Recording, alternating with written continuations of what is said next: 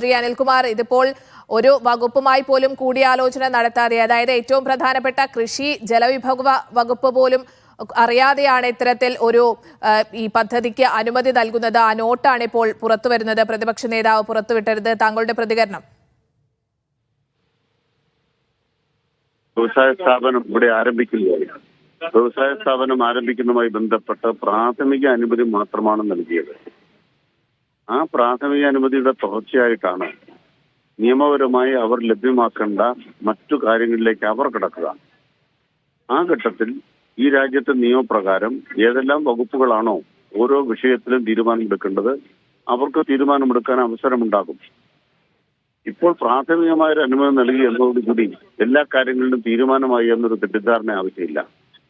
നമ്മളൊരു വിവാദത്തെ കത്തിച്ചു നിർത്താൻ ഇവിടെ നടക്കുന്ന സാധാരണ നടപടിക്രമങ്ങൾ എന്താണോ അതുപോലും മനസ്സിലാക്കാതെ ഓരോ ദിവസവും എന്നപോലെ വ്യാജ വിവാദങ്ങൾ നിർമ്മിക്കുന്നതിന് വേണ്ടി പ്രതിപക്ഷം ശ്രമിച്ചുകൊണ്ടിരിക്കുകയാണ്. കർണാടകത്തിലെ കോൺഗ്രസിന്റെ മന്ത്രിമാർ നടത്തുന്ന സ്പിരിറ്റ് വ്യാപാരത്തെ സഹായിക്കാൻ വേണ്ടിയാണ് അവർ ഈ നിലപാടുകൾ സ്വീകരിക്കുന്നത്. കേരളത്തിനെതിരായിട്ടാണ് ഈ വിവാദങ്ങൾ അവർ നിർമ്മിച്ചുകൊണ്ടിരിക്കുന്നത്. ഇങ്ങനെ നിർമ്മിക്കുന്ന വിവാദങ്ങൾക്ക് മുമ്പിൽ നമ്മൾ കണ്ണടച്ച് നിൽക്കുക എന്നുള്ളത് യാതൊരു തരത്തിലും അഭികാമ്യമല്ല. അതുകൊണ്ട് എല്ലാ വകുപ്പുകളുമായി കൂടി ആലോചിച്ചാണ് തീരുമാനങ്ങൾ ഉണ്ടാവുക. അതായത് ശ്രീ അനിൽകുമാർ, ഇത്തരത്തിൽ എലപ്പുള്ളി പോലെ ഒരു പ്രദേശത്ത് അവിടെ നാട്ടുകാരടക്കം പല ഘട്ടങ്ങളിൽ പറഞ്ഞിട്ടുണ്ട്. കാരണം കുടിവെള്ള ക്ഷാമം വരെ ഉണ്ടാകുന്ന ഒരു സ്ഥലമാണ്. അത്തരത്തിൽ ഒരു സ്ഥലത്ത് ഇങ്ങനെ ഒരു ഈ നിരവധി ജല ആവശ്യമുള്ള ഒരു പദ്ധതി വരുമ്പോൾ അത്തരത്തിൽ പ്രാഥമികമായ ഒരു അനുമതിയാണെങ്കിൽ പോലും ഈ വകുപ്പുകളുമായൊക്കെ കൂടിയാലോചിക്കേണ്ടത് അത്രത്തോളം പ്രധാനമല്ലേ? കാരണം കൃഷിക്കടക്കം ഏറെ പ്രാധാന്യമുള്ള സ്ഥലമാണ്. അവിടെ അതിന് പോലും ഇടയ്ക്ക് വെള്ളം ഇല്ലാത്ത ഒരു സ്ഥലമാണ്. അപ്പോൾ അത്തരത്തിലൊരു പ്രദേശത്ത് ഇങ്ങനെയൊരു പദ്ധതി വരുമ്പോൾ പ്രാഥമികമായി ആണ് അനുമതിയെങ്കിലും കൂടിയാലോചനകൾ ആവശ്യമില്ലേ? അല്ല, കൂടിയാലോചിക്കുന്ന ഏത് ഘട്ടത്തിലാണ്?